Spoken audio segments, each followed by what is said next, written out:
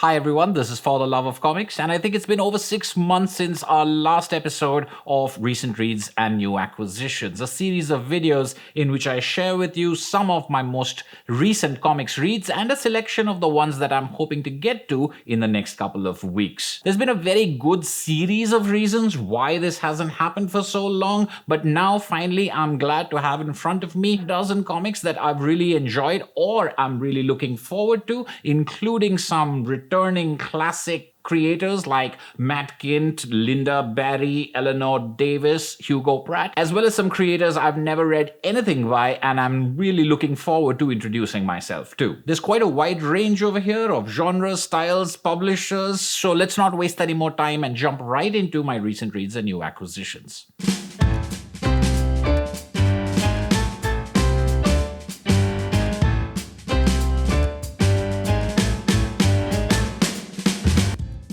The lockdown in India over the last couple of months meant that nothing outside of essential goods was being delivered. Books, just like stationery, apparently don't count as essential items. So as soon as the lockdown eased, I got online and started looking at my want list and my shopping cart from before the lockdown. One of the remarkable things was that a couple of deluxe editions that weren't previously available suddenly magically became available, and I had no idea why that had happened because there weren't any imports coming in. My only theory is someone in the Amazon warehouse must have found a box of comics because suddenly I was able to get my hands on 2 deluxe editions that I've been waiting literally for years for the prices to fall to decent levels. The first of these was the Divinity Complete Trilogy Deluxe Edition from Valiant Comics, collecting the 3 volumes of Divinity written by Matt Kindt, one of my favorite writers in comics.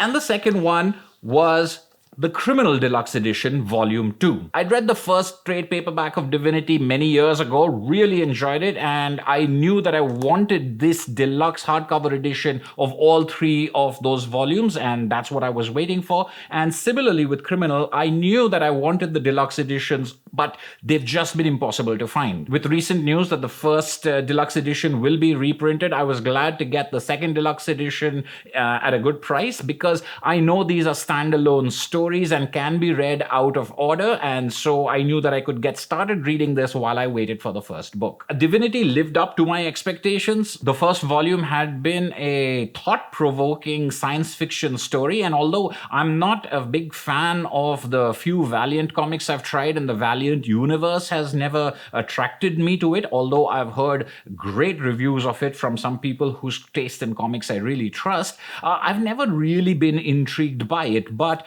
Divinity was the one Valiant comic that I really enjoyed. I knew there were 2 more volumes in it, but I also knew that there was this hardcover edition that collected all 3 of them. Matt Kindt, being the writer of this series, was a selling point for me because I've really enjoyed all of Matt Kindt's creator-owned work. His licensed work, not so much, but I was willing to take a chance on this, just not for the incredibly high prices that this book was usually selling for in India. Divinity examines humanity and asks some very interesting questions about power, all wrapped up in a quite exciting science fiction yarn. I think that the promise of the first volume is well fulfilled in the second and third, but the first volume still remains my favorite of these 3. And I think that the story has a very good reread value, which is always important for me as far as these deluxe editions are concerned. And speaking of reread value, I absolutely adored Criminal by Ed Brubaker and Sean Phillips. I'd only read one slim trade paperback, The Dead and the Dying, which is collected in the first deluxe edition, which I don't have. But because I knew that these could be read standalone and because it had received such high praise from almost everyone I knew who talked about it, I jumped at the chance to pick it up at a good price.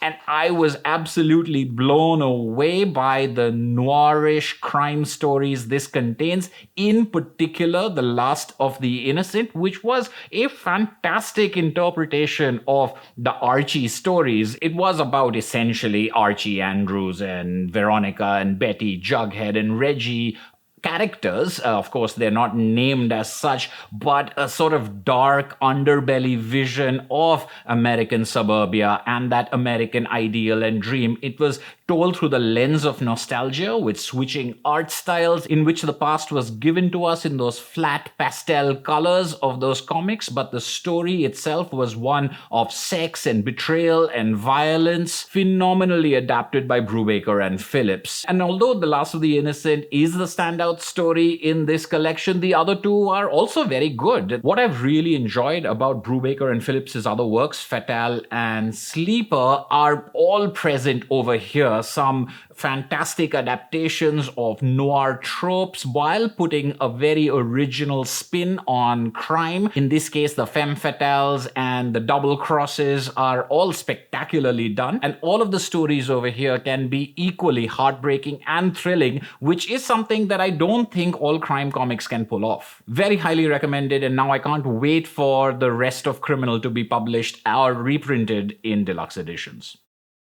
Next up, I have a couple of volumes of comics in series form that I have been reading and collecting for a long time now, but ones that I've missed things in the middle.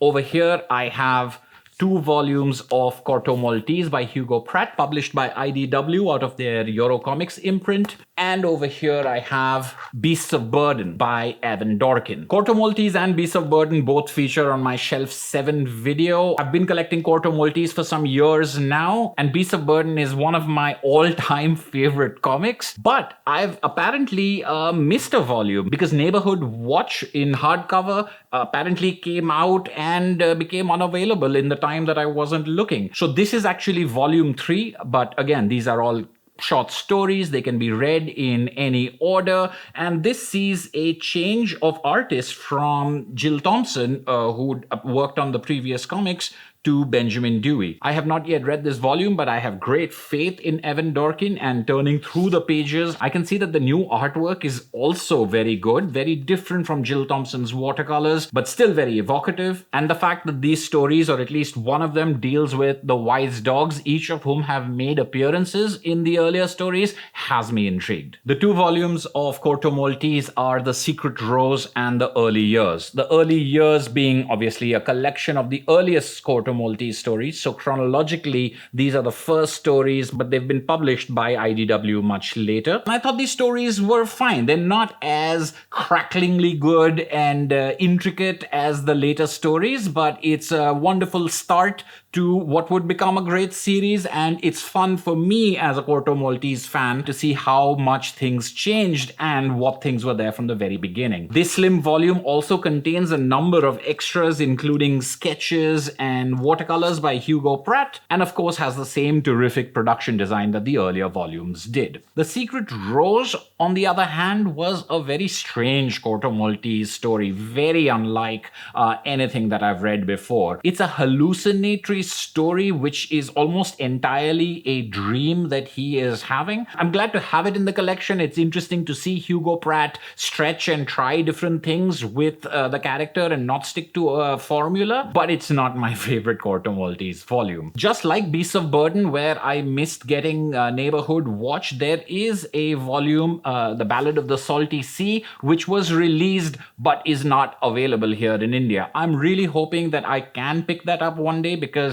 I've heard a lot about that story. It is one of the most famous Corto Maltese stories. IDW did not print it when they started publishing Corto Maltese because the previous publisher who had the rights to it had recently put out a version. I've never been able to get that earlier edition. I was really hoping to get the IDW edition, and now it seems that I might not be able to get my hands on it, which would make me very unhappy.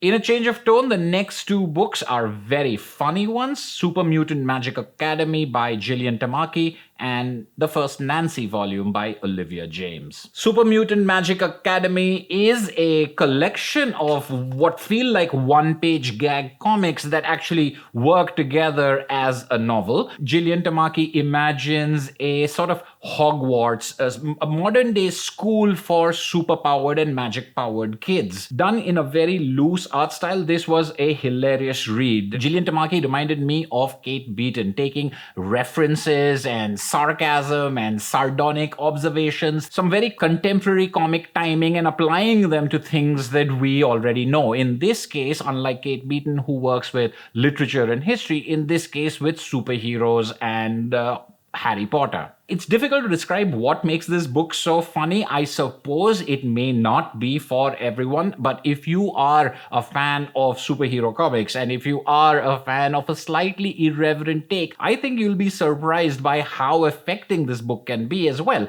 because there are things which have to do with adolescence and have to do with angst that are captured perfectly over here. And just when you think it's going to be one continuous series of gags, you're hit with something that is quite emotional or something quite moving. Super Mutant Magic Academy was a wonderful and surprising read, as was Nancy by Olivia Jaimes. Now, Nancy is a webcomic that I read online and enjoyed tremendously and had to get the hardcover, especially at the low price that I was able to find it for. I read some of the classic Nancy by Bushmiller, and I know that it's considered a classic for some very good reasons, but the artists who inherited and continued Nancy after Ernie Bushmiller and John Stanley, I wasn't that big a fan of, although I know that they have their following. This Nancy is a modern revitalization of that old classic strip, and I think it is one of the most invigorating reinventions I've ever seen in comics. Most of these are done in the classic 3-panel strips. Some of them vary that up, but not much. But it's incredible to me how much Olivia Jaimes can mine from this format. Some of these strips are classic, feel-good comic strips. Some of them are metafictional, and most of them are imbued with this sense of contemporary life and thinking that I found to be absolutely wonderful. I would recommend you check it out online. I'll leave a link in the description below. I, for one, am an absolute fan of Nancy by Olivia Jaimes. Now we move on to a couple of books by creators I've read nothing by before. Translated and reprinted by Fantagraphics Comics is 10,000 Years in Hell, a Belgian comic by writer-artist Maurice Tilleaux, whom I've heard a lot about but never read anything by. This stars Gil Jordan, private detective. The art style looks comfortingly familiar to me. Reminds me of Peo, who used to do the Smurfs, but also some other European comics that I've seen, like Lucky Luke. I haven't read this book yet, although I started it once, but I think it was just too late at night. I look forward to introducing myself to Tilleaux. If you're familiar with this or other works by Maurice Tilleaux, let me know in the comments below what you think and what I should try next. And the other book that I picked up by creators I've not read anything else by is Andre the Giant, Closer to Heaven. Written by Brendan Easton and illustrated by Denny Medry. A couple of months ago, I published my video on Box Brown, in which I looked at 4 of his comics, including Life and Legend Andre the Giant, and I was told that there is another comic on Andre the Giant, and I should seek that out. This was apparently nominated for an Eisner Award, and it's published by Lion Forge, whose Love series of books I have talked about, particularly Love the Tiger, in my Jungle Safari vlog. And flipping through these pages, the art looks extremely compelling. I wonder how the story is going to be and how it's going to compare to the Box Brown book, which I absolutely love, even though one shouldn't really compare. And maybe I'll post an update on what I thought of this on our community tab here on YouTube. Next, we have 2 books by 2 favorites on art. What It Is by Lynda Barry and Why Art by Eleanor Davis. I've been interested and intrigued by What It Is by Lynda Barry for many years now. I found a copy in a bookstore that I hemmed and hawed about and didn't pick up, and then I've regretted it ever since because I haven't been able to get my hands on it. That's why, as soon as I saw that the price was right and it was available, finally, I jumped at it. This is one of the more unusual comics I've got because it doesn't seem like a traditional comic a lot of the time, although some pages very obviously do. Each page is a collage made up of a variety of images, colors, shapes, and text in which Lynda Barry examines inspiration and the artistic impulse and creativity, what the sources of these are, what the imagination is all about. I'm not doing a very good job talking about it, but When I was looking through this book in that bookstore, I felt like this is something that you could just lose yourself in, and is such an unusual approach to trying to put on paper things that we might find almost impossible to express. Where does what we imagine come from? What makes us writers? What makes us artists? What makes us appreciate what writers and artists do? It's one of the most challenging things I can think of, and the fact that you could treat it just like a coffee table book if you wanted to, just flip through the pages and still get a lot of what Lynda Barry wants to communicate, makes this just a magnificent study of the comics form. Although I've pored over a couple of these pages in great detail and flipped through the entire book, I know for a fact that I'll be going through it over and over again, not just in the near future, but for years to come. I haven't yet started reading Eleanor Davis's Why Art, but I've heard a lot about it, and in many ways it seems to be sort of a companion piece to Lynda Barry, almost accidentally. In this book, Eleanor Davis, whose How to Be Happy I thought was a fantastic, magnificent achievement in comic storytelling, in this book, Eleanor Davis tackles what the role of art is and why we make art. Because I haven't yet read it, I can't speak in great detail about it. But what I read about it and what I heard people say about it made me feel that this was something that would be very interesting to me. Between what it is and why art, I'm hoping to get to a deeper understanding of this medium that I love so much. And then I will take this new understanding and apply it to the Art of Pho, a book that I know absolutely nothing about, written and drawn by Julian Hanshaw, whom I've never heard about. The real reason I picked this book up was the title, The Art of Pho, pho being a Vietnamese noodle soup, and I bought this comic for my wife, who is a big fan of cooking, as am I, and especially as we watch MasterChef Australia, pho comes up quite a lot, so I was like, hey, there's a comic on it.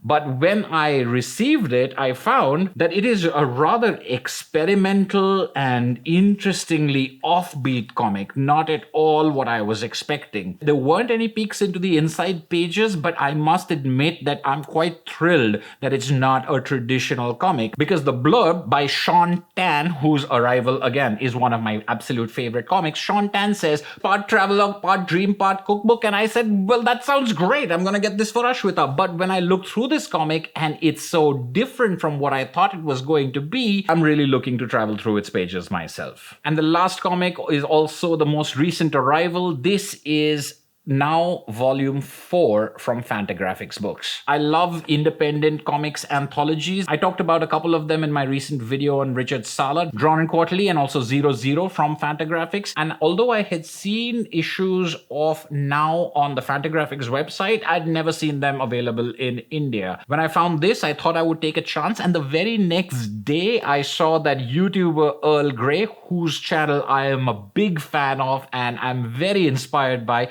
I saw that Earl Grey had uploaded a video on the Now series of comics. I took that as a sign that I was on the right track. I'm not quite sure if I'm going to enjoy all these comics, but I'm certainly intrigued by the experimental indie comics that anthologies like this usually contain, and flipping through this I can see at least a couple of stories which interest me with their art, color, and layout styles. And I'm always looking to try something off the beaten path, something a little odder, something a little less mainstream. Even if I don't enjoy it, I'm always glad that I tried it. Now that I have Lynda Barry and Eleanor Davis to guide me, I'm hoping that not just the Art of Pho and Now 4, but all of these comics will be somehow richer and more deeply appreciated by the new wise me. I think that's quite enough for right now. I hope you enjoyed this quick jaunt through some of my recent reads and soon-to-be recent reads. As always, I'd love to get your comments, suggestions, recommendations down below. I love hearing from you, and I've been guided by you. Maurice Tilleaux, for example, Andre the Giant, for example. These are books I've picked up because of suggestions that have come from you, my dear viewers. So leave it all below, because you never know what's going to get stuck in my head and when I might run across something unexpectedly. This has been For the Love of Comics. Thank you as always for watching, and I'll see you at the next video.